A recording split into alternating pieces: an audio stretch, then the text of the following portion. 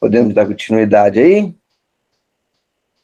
O dever de maior urgência para com Deus é amá-lo sobre todas as coisas, na mais profunda sinceridade, no reto dever, na reta consciência, na reta compreensão, no reto entendimento e na reta moral, no reto perdão, na reta caridade e no reto desprendimento, na reta pobreza e na reta humildade, na reta paciência, na reta amizade. E sempre que pensamos nos outros, nos colocarmos como se fôssemos eles próprios.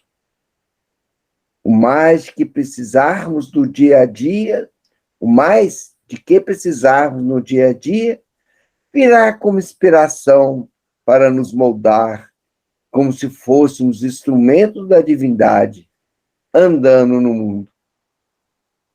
Somos instrumentos, né? Como se fôssemos, não, somos instrumentos. Eu também corrijo os espíritos, viu? Formação, já bem acostumado com a dádiva de Pai Francisco, estendeu a ele a seguinte pergunta: Pai Francisco, e os compromissos assumidos com o próximo pela consciência? O filho de Assis, na mesma dinâmica que respondeu a Frei Leão, deu sequência à pergunta, nestes termos, sem faltar à humildade. Meu filho, o maior compromisso com o próximo é aquele que temos com nós mesmos e para com Deus. Jesus Cristo não se esquece de nos responder a todos, condensando os 10 mandamentos em apenas 2. O primeiro, como já citamos, e o segundo, amar o próximo como a nós mesmos. Não podemos viver sem ele. Em tudo que fazemos, precisamos dos outros, mesmo que não o vejamos. O próximo está constantemente nos ajudando de formas variadas e, por vezes, sem nada exigir de nós. Deus nos fez interligados uns aos outros pelo seu amor, de modo que não poderemos viver sem a vida alheia. O amor é o centro da vida, na vida de Deus. Ninguém poderá amar o próximo por interesse, e é este clima mais puro da alma que gera a felicidade. Jamais poderemos alcançar a felicidade sem passar pelos caminhos do amor puro. O interesse de Jesus em levar o Evangelho a todas as criaturas é o amor a elas. Todos nós fazemos parte de um rebanho em que ele é o pastor. Podemos notar que nesse rancho, em paz grandiosa, uma alegria perfeita e uma amizade sem precedentes. Por quê? Pela força do amor de uns para com os outros. E isso é o produto do amor ao próximo. Entretanto, existe aquele próximo que dorme na ignorância das coisas de Deus, que carece muito mais da nossa compreensão e da nossa assistência, do nosso perdão e da nossa convivência com Ele. É para vivermos juntos a esses, amando-os na mais alta expressão dos sentimentos, que aqui estamos nos preparando. Frei Egídio levantou a mão com suavidade e falou pausadamente: Pai Francisco, Em que posição devemos ficar quando a nossa família não compreende a nossa missão fora do lar? Francisco, naquela serenidade de sempre, concatenando ideias e buscando no coração as frases mais simples possíveis. Respondeu com brandura: Frei Egídio, temos para com a família um dever maior, sendo ela o próximo mais próximo. Juntos a ela, podemos escutar e sermos ouvidos. A família nos deu a possibilidade de ficarmos visíveis no mundo, no qual devemos fazer e cumprir, acima de tudo, a vontade de Deus. Aqueles que ainda têm a responsabilidade de família poderão encontrar no seio dela um vasto campo de trabalho e realizações. A pregação do Evangelho dentro de casa quase não carece dos recursos da palavra, pois nela funciona com mais proveito o exemplo. O que dirige um lar recebe ajuda dos que convivem com ele, quando estes lhe apontam as falhas que não se teve oportunidade de corrigir. Se já granjeou a humildade, o lar será para ele a melhor escola, onde o aprendizado seja talvez mais profundo do que aquele que visita todos os países do mundo, executando o verbo na função do bem. Ninguém perde por ficar preso. Como dizes, em um lar, ao contrário, ganha muito, se souber viver com os que cercam e compreendê-los. Lembre-te de que o nosso mestre nasceu em um lar, e quando chegou o momento, rompeu os vínculos que o retinham e formou outros lares, por não se prender, pois sua missão era de ser mestre de todas as ovelhas. O seu lar é a humanidade, e todos somos, em Deus, nosso Pai, seus irmãos menores. Existe. Aí está, Rômulo. Ontem eu estava conversando com o Rômulo e é aquela frase, né, que eu falei que estava tentando compreender a mensagem lá que falava que cada partícula, né, tem dentro de o todo dentro, né, infinitamente. E aí ele falou da gota do oceano contém todo o oceano, ele mandou essa frase, né? Então, aí tá a família, contém todo esse aprendizado necessário, né? Quando a gente consegue aproveitar isso, né? Tô fazendo essa comparação aí. Para mim, me veio isso. É muito, muito rico mesmo, muito lindo. Tem aqui nessa parte da família, Ana, fala assim: aqueles que ainda têm a responsabilidade de família poderão encontrar dentro dela, no seio dela, um vasto campo de trabalho e realizações. E é isso mesmo, né? A casa, ela é uma incubadora do planeta regenerado, porque esse contato mais próximo se a gente não consegue viver o evangelho ali, não digo que a gente não consegue viver fora, porque fora e dentro vai se tornando cada vez uma coisa só, mas é incompleto, porque é o local mais próximo, é como se fosse dentro de nós próprios, né? Então a gente tem que começar a alterar dentro de nós e esse trabalho da família é algo que é dentro de nós, é um verdadeiro local de crescimento, de compartilhar, de compreender, de diálogos, de trabalhar juntos, de forma colaborativa, quanta riqueza, né? Então, ali realmente é um local de grandes aprendizados, e é um núcleo que realmente o mundo espiritual, no momento em que a humanidade conseguiu começar a formar os primeiros núcleos, as famílias, foi um local de progresso imenso para toda a humanidade. No momento em que ele passa a ampliar mais, não só ele, ali a família. E cada vez mais está se ampliando a ideia de família, realmente até chegar numa família planetária, que está se trabalhando esse aspecto do compartilhar com todos, e depois mesmo para uma família universal. Essa questão da família, o próprio Kardec, nas obras dele, já coloca a família como nosso grande laboratório, né?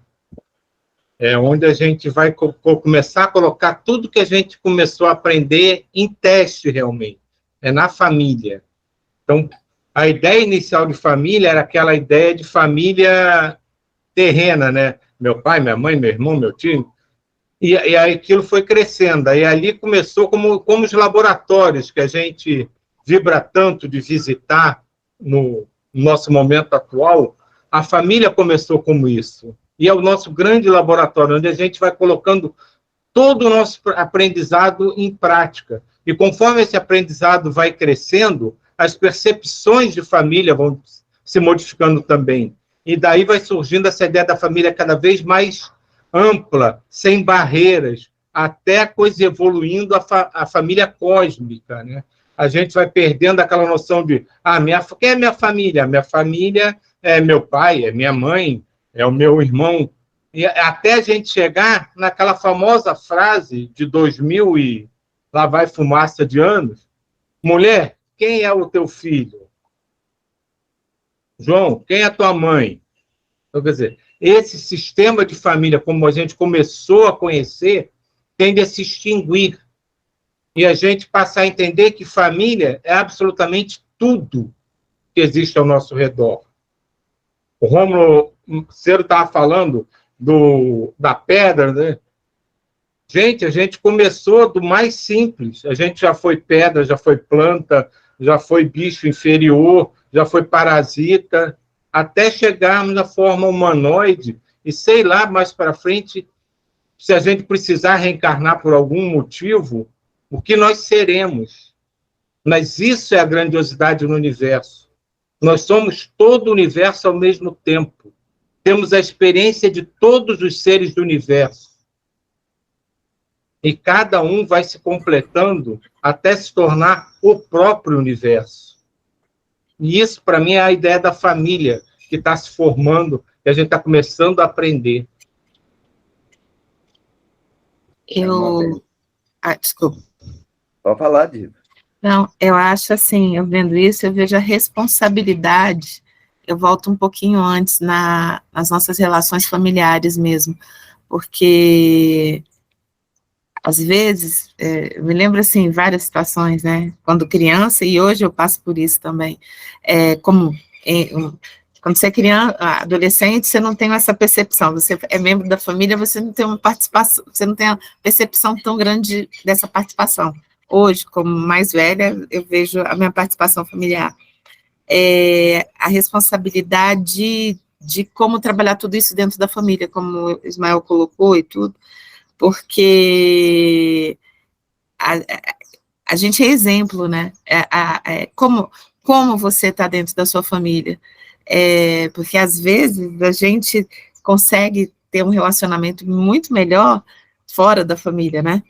Com pessoas de fora da família, a gente tem paciência, a gente consegue viver bem, né? Os colegas de trabalho, você consegue compreender um bando de coisa. Quando chega dentro de casa, aí você não compreende mais nada, você já está esgotado, sei lá o que é, mas, e aí, isso me chama a atenção da responsabilidade da gente, do trabalho dentro desse núcleo, né, da gente realmente se sentir, porque às vezes, eu já conheci vários casos desse jeito, né, de pessoas que são boníssimas, que você olha assim, nossa, que pessoa bacana, que pessoa fera, que pessoa...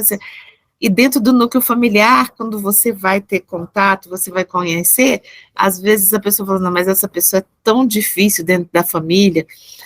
Então, assim, eu hoje, para mim, o mais difícil é isso, sabia? É olhar dentro da minha família como eu estou agindo, e se eu estou agindo conforme eu estou estudando, sabe?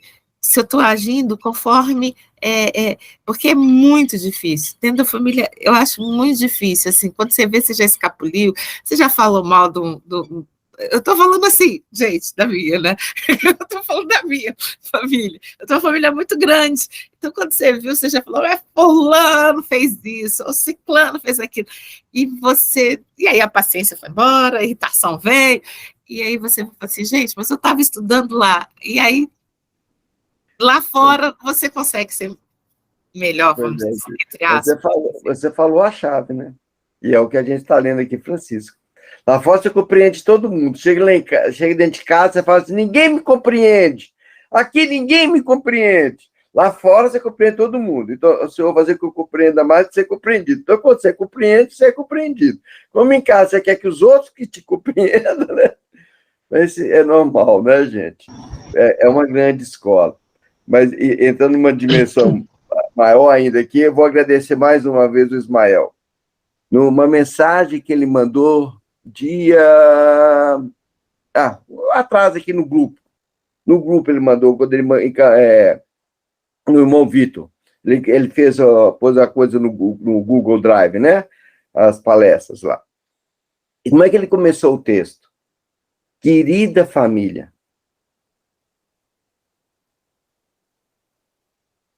Querida família. Fala assim, é diferente. E todos nós somos uma família. E essa coxa de retalho é a coisa mais linda do mundo. E a gente briga também, viu, Diva? Pode brigar comigo à vontade, eu brigo com você, porque é nesse embate que a gente cresce. É no embate que nós vamos exercitar ser família. E aqui nós somos uma família. Né? Estava lembrando do grupo que a gente fazia parte antes, a Diva também, existe uns locais onde a pessoa se recolhe, né, vai viver como se fosse um padre, uma freira, um monge, né, um mosteiro, uma coisa assim, lá não é nada disso, mas a pessoa se recolhe.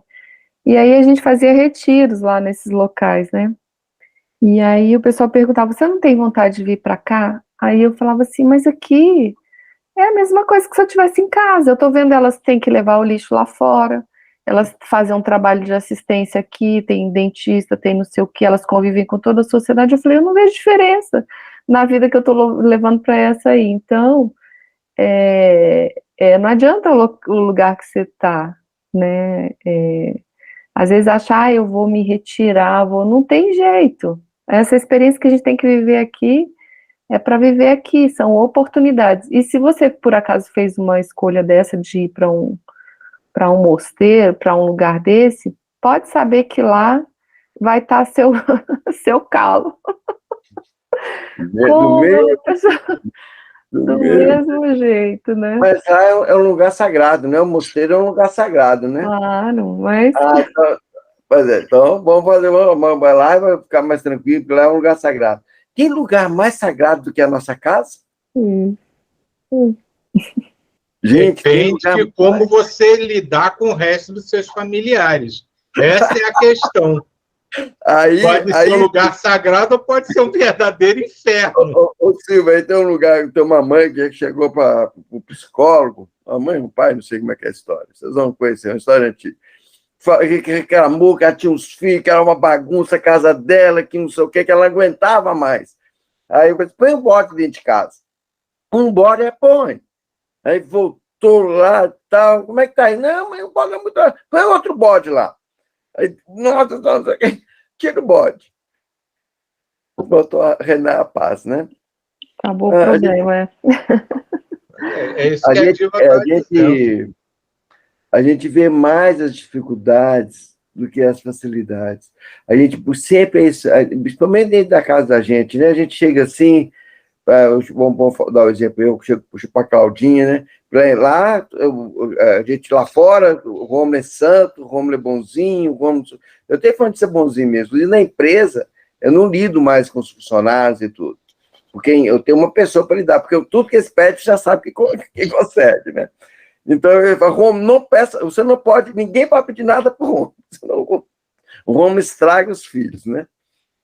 O pai tem que educar, né? Não pode dar tudo. Então, se a gente passa a exercer essa compreensão de ser bom lá fora e ser bom aqui dentro, compreender para ser compreendido, acabou. Tudo. A sua casa vai ser um templo sagrado sempre.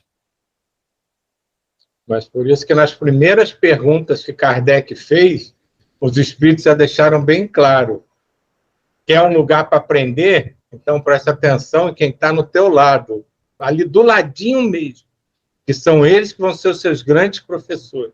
E a gente tem essa tendência, né, de enaltecer, o fulano, olha como ele é maravilhoso, esse tal orador, como ele é fantástico, olha o fulano como ele é bom, e a gente não... E em casa, todo mundo é uma porcaria, porque a gente nivela pela gente. Então, a grande escola sempre foi, desde o início dos tempos, a nossa família.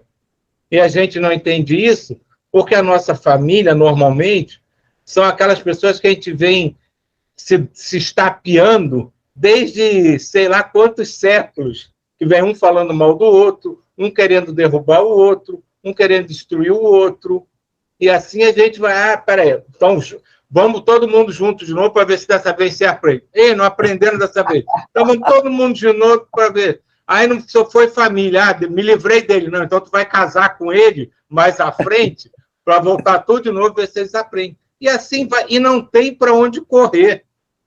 A gente pode espernear à vontade. Enquanto a gente não entender que essa história do somos um é muito maior do que a gente imagina, que é muito mais universal, muito mais fantástica do que a nossa curta capacidade de compreensão terrena pode atingir, a gente ainda fica nessa, vai e volta, ô chato, já tá esse chato do meu lado de novo.